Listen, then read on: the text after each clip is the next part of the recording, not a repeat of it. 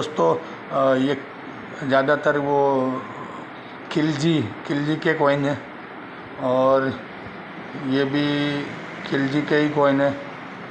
इसमें मिक्स है, सारे है मुग़ल साम्राज्य के कॉइन है। दोस्तों हमने ये कॉइन ख़रीदे, हमारे एक सब्सक्राइबर थे जो मशीन हमसे ख़रीद के लेके गए थे और उन्होंने ये कॉइन ढूंढे और हमको यहाँ पे भेजे और हमने इनकी 26,000 नहीं 27,000 रुपया कीमत दी है हमने।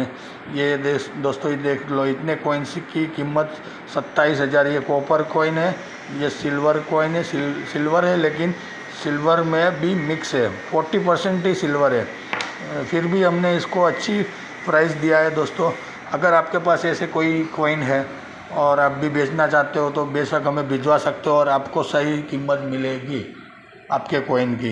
तो तिरुपति मेटल डिटेक्टर से जुड़िए। तिरुपति मेटल